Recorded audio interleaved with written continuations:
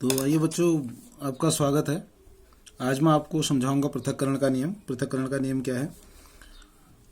इस नियम में होता क्या है? पृथक पृथक करने का मतलब होता है अलग करना। पृथक मतलब अलग होना, ठीक है। सेग्रीगेशन, लॉ ऑफ सेग्रीगेशन इसको इंग्लिश में बोलते हैं। सेग्रीगेशन, अलग कर देना, ठीक है।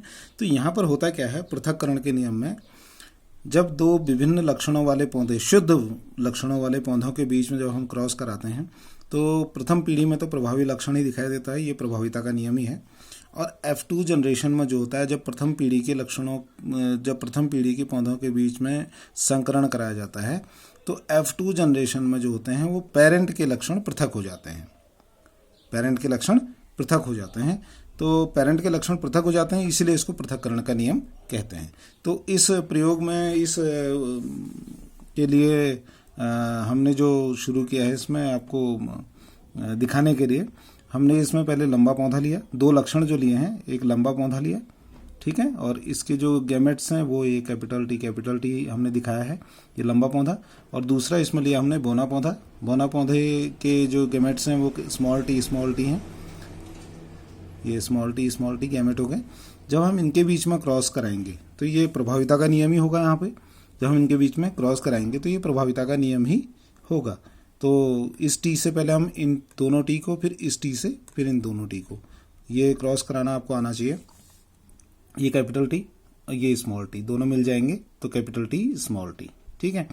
ऐसे ही इसी टी को इस स्मॉल टी से कराएंगे तो ये कैपिटल टी स्मॉल टी, फिर इस टी से इस टी को, ये भी कैपिटल टी स्मॉल टी, और लास्ट में इसको इसके साथ ये भी, ठीक है। तो प्रथम पीढ़ी में सभी पौधे लंबे पौधे प्राप्त होते हैं। लंबापन क्या है? वो प्रभावी लक्षण है, ये प्रभावी लक्षण है। तो प्रभावी लक्षण के कारण हमको पहले पौधे जो होते हैं प्रथम F1 जनरेशन में जो है वो हमको सब लंबे पौधे प्राप्त होते हैं, ठीक है।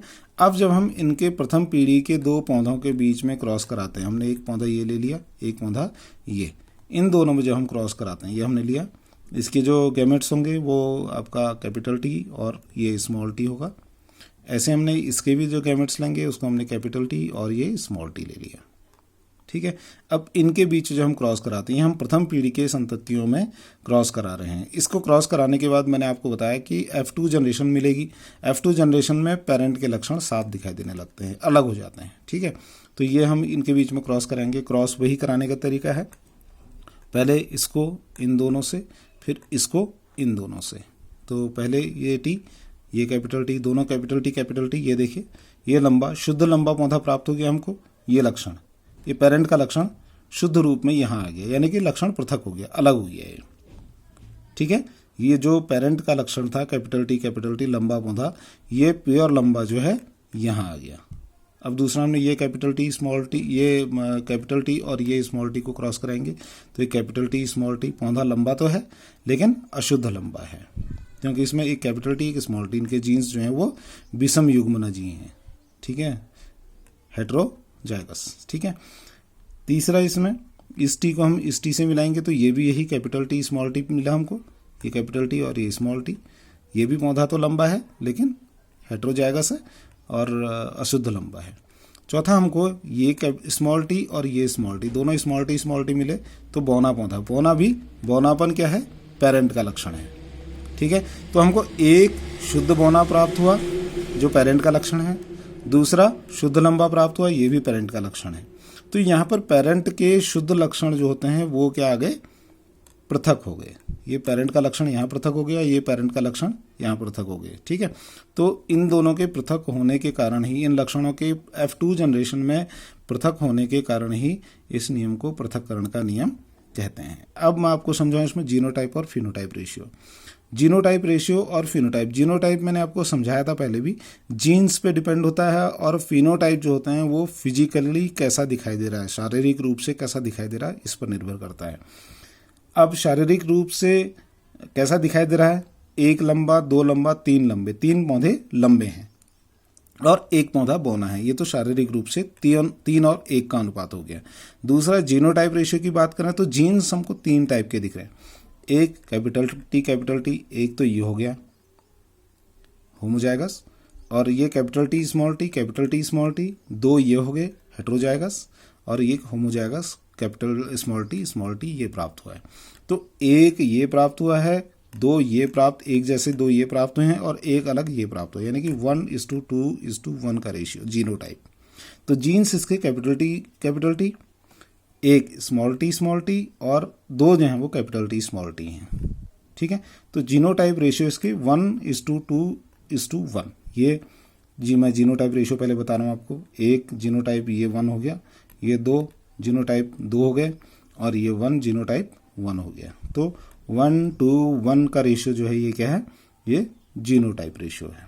ये आपके सामने आ रहा है, जीनोटाइप रेशियो 1:1। 1:1 क्यों है, क्योंकि एक हमको कैपिटल टी, एक स्मॉल टी, दो कैपिटल टी स्मॉल टी मिल रहे, तो 1:1 ये जीनोटाइप रेशियो है। अब हम फिनोटाइप रेशियो की बात करें तो ये आप ब्लू लाइन यहाँ पे देख रहे हैं, और ये तीन जो हैं, तीन पौधे लंबे हैं, 1 2 3, तीन पौधे हमको दिखाई देने में तीन पौधे लंबे दिख रहे हैं और एक पौधा जो है ये तीन पौधे लंबे दिख रहे हैं और एक पौधा हमें ये बौना दिख रहा है। तो फिनोटाइप रेशियो जो है वो क्या है, 3:1 का रेशियो। तो जीनोटाइप रेशियो जो जीन्स पर आधारित होते हैं वो 1:1 है। फिनोटाइप रेशियो जो दिखाई देने में कैसे दिखाई देते हैं वो 3:1 है। 3:1 क्यों है, क्योंकि तीन हमको लंबे दिखाई दे रहे हैं, एक बौना दिखाई दे रहा है, तो 3 और 1 का अनुपात फिनोटाइप रेशियो है। ठीक है, ये इसके लक्षण का डिनोशन है। लक्षण किस तरीके से इसमें दिखाई देते हैं, कैपिटल टी शुद्ध लंबा प्रभावी लक्षण है, और स्मॉल टी शुद्ध बौना अप्रभावी लक्षण है, और कैपिटल टी स्मॉल टी अशुद्ध लंबा है, अशुद्ध है लेकिन लंबा है। ठीक है, तो ये लक्षण यहाँ पर हमको जो दिखाई दे रहे हैं वो इनके नाम यहाँ लिखे हुए हैं ताकि आपको समझ में आए। अब हम अगर इसकी परिभाषा की बात करें तो परिभाषा वही चीज़ है जो मैं आपको समझा चुका हूँ। क्या समझा चुका हूँ, इस नियम के अनुसार जब प्रभावी और अप्रभावी लक्षण वाले पौधों के बीच, प्रभावी लक्षण, शुद्ध प्रभावी और शुद्ध अप्रभावी लक्षण, ठीक है, संकरण कराया जाता है तो प्रथम पीढ़ी में सभी संतति प्रभावी लक्षण वाले पैदा होते हैं। ये आपके सामने है, ये शुद्ध लंबा, ये शुद्ध बौना, दोनों के बीच हमें क्रॉस कराया तो प्रथम पीढ़ी में प्रभावी लक्षण यानी लंबे पौधे प्राप्त हुए हैं, प्रभावी लक्षण वाले पैदा होते हैं और अप्रभावी लक्षण छुप जाता है। ये लक्षण जो है यहाँ नहीं दिखाई देता। ये लक्षण कहाँ दिखाई देता है, F2 जनरेशन में छुप जाता है जब पुनः प्रथम पीढ़ी के संततियों के बीच संकरण कराया जाता है। ये प्रथम पीढ़ी है, प्रथम पीढ़ी के बीच में हमने ये संकरण कराया, पुनः प्रथम पीढ़ी के संततियों के बीच संकरण कराते हैं तो द्वितीय पीढ़ी में यानी F2 जनरेशन में, ठीक है, द्वितीय पीढ़ी में लक्षण पृथक हो जाते हैं। पृथक हो जाते हैं ये मैं आपको बता चुका हूँ। ये पेरेंट के लक्षण यहाँ पृथक हो गए हैं, कैपिटल टी यहाँ था, ये पेरेंट थे, पेरेंट का यहाँ लक्षण पृथक हो गए हैं ये, ठीक है। तो ये द्वितीय पीढ़ी में लक्षण पृथक हो जाते हैं और इनके पृथक होने के कारण ही इनको पृथक्करण का नियम कहते हैं, यानी लॉ ऑफ सेग्रीगेशन कहते हैं। तो ये तो है पृथक्करण का नियम, ये आपको समझना चाहिए, बहुत अच्छे तरीके से याद भी करना चाहिए। और अगर इसमें कहीं कोई चीज़ समझ में नहीं आती है तो आप पूछ सकते हैं मैसेज करके या किसी भी तरीके से। तो ये इसके बाद हमारा जो है प्रैक्टिस टाइम, ये प्रैक्टिस आप किस तरीके से करेंगे, मैंने आपको टारगेट्स दे रखे हैं। इसमें टारगेट क्या दिए हैं, पृथक्करण के नियम को आप जो है इन लक्षणों को लेकर खुद इनका चित्र आरेख खींचेंगे, ठीक है।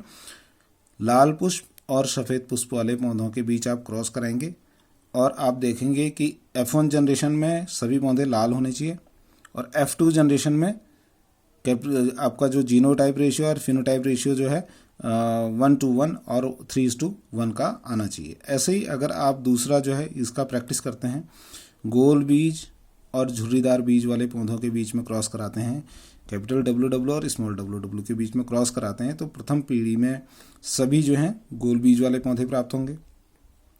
F2 जनरेशन में फिर वही 1:1 और 3:1 का रेशियो हमको प्राप्त होगा, ठीक है। तो ये इससे आप प्रैक्टिस करिए और बाकी और लक्षणों को भी लेके आप प्रैक्टिस कर सकते हैं।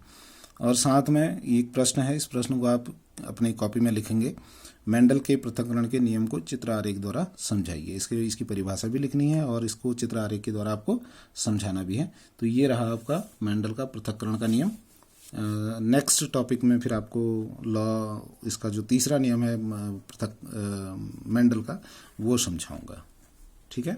लॉ ऑफ इंडिपेंडेंट अशॉर्टमेंट, स्वतंत्र अपव्यूहन का नियम, इसके नेक्स्ट वीडियो में आपको समझाऊंगा। Thank you.